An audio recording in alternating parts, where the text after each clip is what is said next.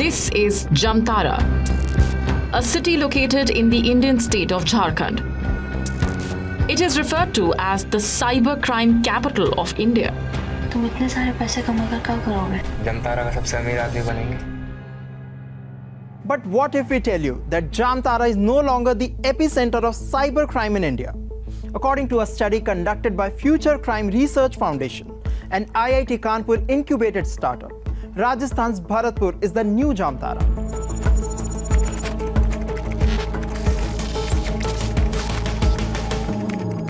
There are 35 plus hotspots in India. Those are identified as a very active source of these cybercrime activities. Bharatpur is now leading them all.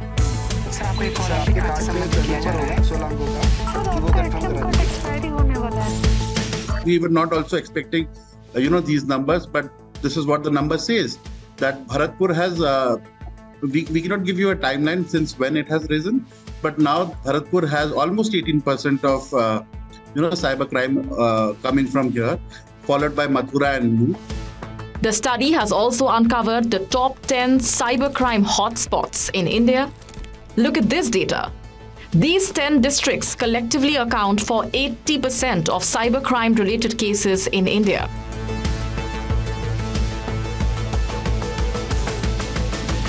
This collation was done through the AI tool which we have, and we processed data of almost 2.5 years, which was January 2020 to June 2023. If you see region-wise, there are two specific big regions. One is Jharkhand, which consists of Girdi, Bokaro, and Jamtara. And then there is this cybercrime, we call it Bermuda Triangle of cybercrime, which is closer to NCR, which is Gurugram, Alwar, Bharatpur, Mathura, and Nuh.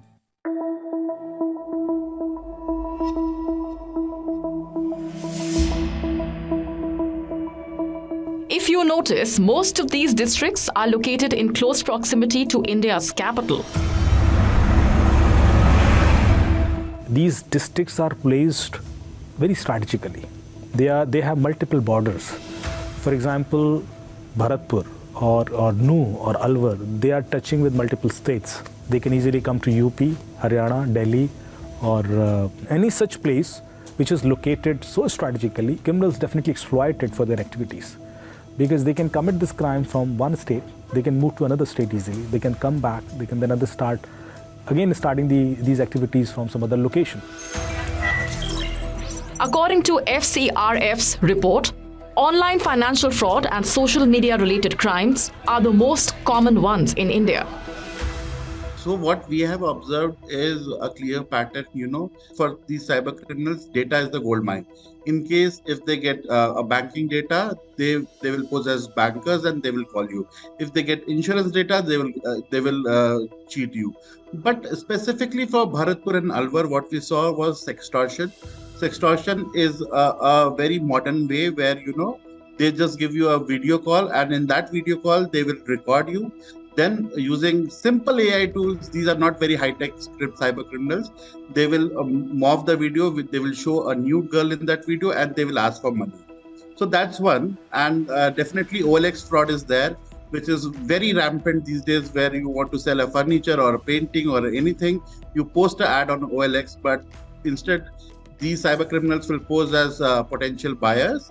And then they will ask you that, sir, this is my QR code, and send the money on this QR code. But instead of, giving them money, they'll take the money from them. And there are multiple. They have created fake website. They have created fake customer care number. So there are multiple fraud. In fact, lots of loan app fraud and job frauds were also originating from this specific region. In the day and age of the internet, it's becoming really difficult to separate fake from real, and hackers know how to exploit it. Miscreants keep coming up with clever tricks and sophisticated ways to deceive people.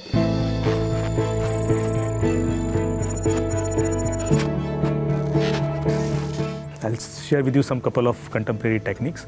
Suppose you know me well, you get a call from someone and he'll say that I have taken your number from Amit and I would like to invite you for an event, I would like to engage you for something. And you start communicating with that person because he's referring a credible name. And suddenly after 20 seconds of talk, he'll say that, I think Amit is also calling you.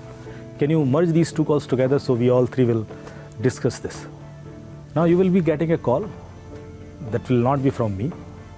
And you will check that this is not Amit's number. No, it is his VIP number. Can you please merge it and we'll talk? So you will merge the call. The moment you will merge this call, you will lose some money, or your WhatsApp will be hacked, or your Facebook, or anything could be hacked. Now could you notice what has happened in this? The person has taken your OTP smartly. Because the other call which has come at that time, it was from the OTP. It was an OTP call. Nowadays we get OTPs on call as well. WhatsApp OTP on call, Facebook OTP on call, bank OTP on call, any other OTP you can invite it on call. Earlier it used to be only on SMS, now you have an option to get it on call. So the other call which came at that time, it was for OTP, and you merged that call, the criminal could hear that out, he applied that, and boom. So it is that simple. The next technique is called call forwarding technique, where they ask you to dial a number. So they'll impersonate some telecom operator or insurance companies or someone, and they'll say, I think your KYC is due or something you need to do. So you will be receiving an SMS from the operator, and there'll be a number, you need to just dial that number, and it is done. You will receive an SMS actually from that operator only. There'll be a number, some *401, 10-digit number and hash. You will dial that number, and the moment you dial that number, your life will be in chaos. Your everything will be hacked. You just did one mistake, you dialed a number, and you will not even notice what has happened after that. But actually your all calls are conditionally forwarded to the criminal. If you are unreachable, like if you are in flight, if you are in basement, if you are sleeping and not picking phone, at that time if any call comes, that will be forwarded to that criminal. So the criminal will smartly invite OTPs only at that time when you are busy, and will use them as per his convenience. So these are some smart techniques that criminals have actually identified because of the process breaches. So most of these financial fraud where we say that don't share OTPs, don't click on a link, actually people are not sharing OTPs. They are not clicking any malicious links. There are tons of techniques through which they can take your OTP. The rise of AI tools and deepfake technologies are making matters even worse. Deepfake technology is being used to create fake porn videos. The technology is being weaponized against women. Hackers and scammers are using AI to draft better phishing emails. They are training AI chatbots for malware attacks. Many phone scams are carried out using AI-based voice cloning techniques. The other technique that criminals are using, they are offering you something which is very good, which is very lucrative. And people send you these links, e-commerce links, that you are getting 80% discount on iPhone or 50% discount on this, and you follow it. So I'll give you a technique through which you can very easily check whether this link is genuine or not. There is a website called whois.domaintools.com. You can find on Google as well. If you receive any such link, put it there and scan it. This website will tell you that how old is this link. If you have an impersonated link of some popular brand of hotels, resorts, e-commerce portals, it can't be 15 days old. It can't be 7 days old. These criminals have just created it and they are circulating it. They are using their logos, brands and everything. So all these clone websites, whether it is of government departments, passport departments, RTO links, you will get ample of such offering links from different impersonated accounts every day. The world of the internet is far more dangerous for minors than for adults. Cyber criminals can lure children in ways that are not desirable. It could even lead them to a dark world. When you talk about types of cyber crimes, the list is long. Understand that you can protect yourself from such crimes only if you are aware. I strongly believe that awareness is the first step to safety.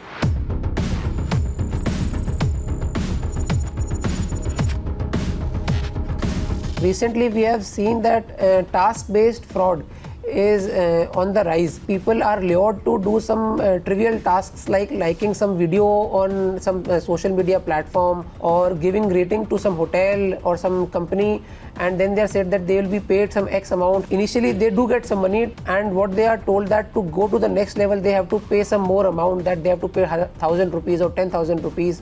and they will be paid 5x and 10x. Second is a lot of people get duped in the name of receiving some parcel in the customs, and that they are told that some contraband is in the parcel that they have received at the airport, and actually the fact is they would not have ordered any parcel, then they have to pay some X amount or Y amount, and people lose a lot of money. Apart from that, generalized crimes in the cybercrime like sextortion and morphed images are perpetrated that bring a lot of disgrace to the victims. The Tech It Out team meets one such victim of cybercrime. Rudra Prakash recently became a victim of financial fraud and lost 1 lakh rupees to cyber criminals. मेरे 16 और 17 तारीख को SIM बंद हो गया। फिर मैंने जो है 19 तारीख को सिम स्टार्ट करवाया। उसके बाद बैंक स्टेटमेंट डाउनलोड किया। डाउनलोड करने के बाद ये पता लगा कि इसमें से 1 लाख जो है फ्रॉड हो गया। 20,000, 20,000, 10,000, 5,000 करके UPI 1 लाख हो गया। उसके बाद मैंने बैंक में कंप्लेंट कर दी। Now, many of you must be wondering, how did he lose money when his SIM was not functioning? So there are multiple possibilities. First of all, one possibility could be that his SIM card is hijacked. We call it eSIM creation. Somebody can get an eSIM of your physical SIM card. Not many people know about this feature, but there is a feature from all the operators. You can avail a eSIM. eSIM is a virtual SIM card which is a QR code. So if you send an SMS from your number to operator, you get a response from them, and on that response, if you type 1 and reply back, your eSIM is created and it is emailed to you. Now there is a vulnerability in our SMS system. We call it SMS spoofing. So I can send an SMS from your number to anywhere. I can send an email from your email to anyone because of email vulnerabilities. I can even make a call from your number to anyone. So we call it call spoofing. So call spoofing, email spoofing, SMS spoofing, these things are possible. Second possibility is because UPI can work even if your SIM card is not working, because it can work on Wi-Fi, right? So somebody has disabled your UPI account and created a cloned UPI application on some other phone, and your SIM card, when it is not working or disabled, is only for a region, because UPI, 2 instances will not work same time. So they have to first disable the SIM card to get it notified that it is not working here and it is working somewhere else. So that kind of transition has happened during that time, and he would have lost his money due to that. The internet knows no boundaries. You can carry out online crimes from anywhere and target anyone in the world. This makes things more complicated. There are categories of cyber criminals as well. There are Indian cyber criminals who are cheating foreigners, especially Americans, by setting up a huge call center and calling them, saying that we are from the federal agencies and you have been booked under some drugs case or narcotic case, and they cheat them. Cybercrimes are increasing at an alarming rate globally. Talking about India, financial frauds account for over 75% of cybercrimes in the country. Nearly 50% of these cases are related to UPI and internet banking. According to a McAfee report, almost half of the Indians have experienced AI-enabled fake voice scams, and 83% of them have lost money. Bengaluru, which is widely considered the information technology capital of India, lost 470 crore Indian rupees to cyber fraudsters in 2023. This is approximately $57 million. Now here comes a significant question. Where does all the money that cyber criminals steal go? How do they manage billions of dollars?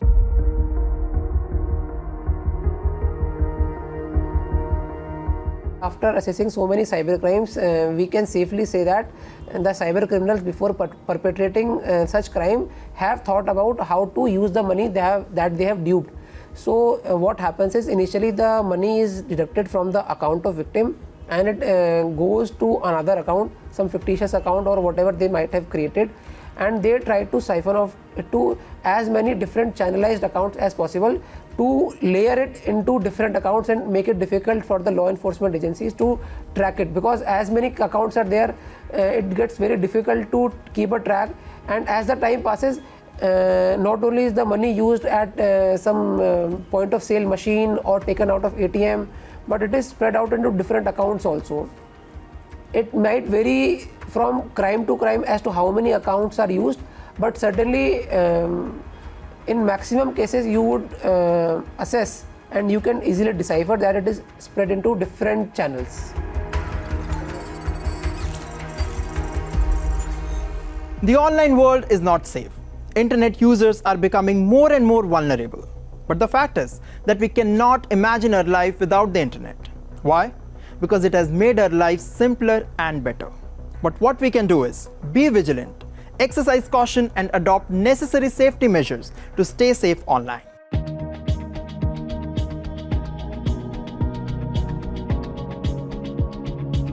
Your every account should be two-factor authenticated. Every account. If it is not two-factor authenticated, assume it is hacked. Second, that learn techniques to scan things. For example, if you are offered an e-commerce link or any such threatening link from police department or RTO that you have been penalized for some violation or passport office, you get such kind of links. Always verify this on whois.domaintools.com. Mask Aadhaar card is important. So they normally mask all other digits and just show few so that it should not be misused. Similarly, you should understand the importance of your digital IDs. You should not share each and everything so easily, conveniently to anyone. If you have to share it on a digital form, share low resolution images and always write something on top of it that why you are sharing it, for what purpose you are sharing it. Many of us use free charging stations to charge our phones, be it in cafes, at airports, or other public places. Unfortunately, it's not a good idea to use these freely available USB charging outlets. So we call it juice jacking technique, where normally criminals, they use a chip and that is placed behind these charging plugs, USB charging plugs. So I think you should always prefer the normal charging options, the power plug that we traditionally use. But if there is a USB socket and you have to charge, then you should look at the screen first, that after plugging it, is there any pop-up, is there something which is happening on the screen? So with Wi-Fi, if you are connected to an open Wi-Fi system, free Wi-Fi system, they can also do the same thing. So we call it man-in-the-middle attack. If I am connected to the same Wi-Fi and you are also connected to the same Wi-Fi, I can conduct a MITM attack where I can see your traffic and I can see your passwords or whatever you are doing on internet during that time. So these are some known vulnerabilities. Because of that, I request people don't do any sensitive activity on internet if you are on public Wi-Fi, like financial transactions or any personal communication which is really private, or official communication which is really sensitive. Avoid doing it on public Wi-Fi. International transactions should be disabled when you are in your country and you are not traveling, so that at least you have reduced the risk that somebody could use it out of your country. Because if it has happened, it's very difficult to catch them. And second thing, whether you should use browser or app. Native apps are always tested on a continuous basis against these kind of threats. Native apps means the app, those are offered by banks. So they offer you apps and they say that you install it. So they are always conscious to make it more and more secure. So your browsers are mostly vulnerable because you don't upgrade them to the latest version and fix their patches. And that's why it is always a risk when you are doing the same financial transactions through browsers. There's no guarantee that your browser is updated, and it may not have a plugin which is stealing your banking passwords or stealing your OTPs. Prevention is the best cure.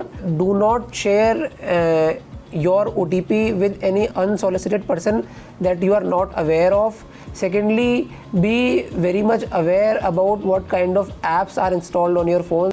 Thirdly, do not answer any unsolicited call that you are not aware of, particularly video calls, as it might be a cybercrime perpetrator. If you happen to fall prey to a cyber scam, Make sure you take the right steps. They should call 1930 and report the cybercrime, and also report it to the nearest police station.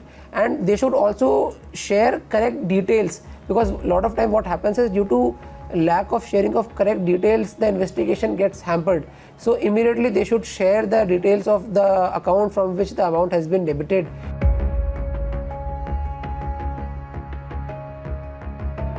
"1930 has a power to block any account for 48 hours. So if you realize instantly that, oh, you have done some mistake, you have transferred this money to a wrong account, just call 1930 immediately and request them to block this money to the other account where you have transferred it. Second, you should file a complaint online, www.cybercrime.gov.in, where you can file any cybercrime complaint. It could be financial fraud, it could be women and gender related issues, social media crimes, any crime. If you want to be anonymous, there is a provision. You can use that provision. Third is, you should also inform your bank, which is really very, very important, because RBI says that if you inform to your bank within 3 days, bank is liable to pay you everything.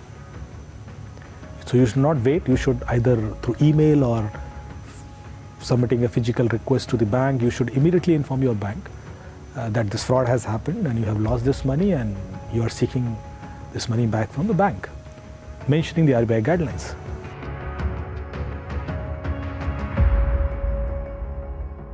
The online battlefield is vast. The adversaries are cunning and the stakes are high.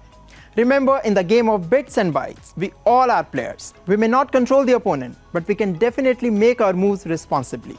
So stay alert and let's collectively work towards a safer digital future, one secured connection at a time.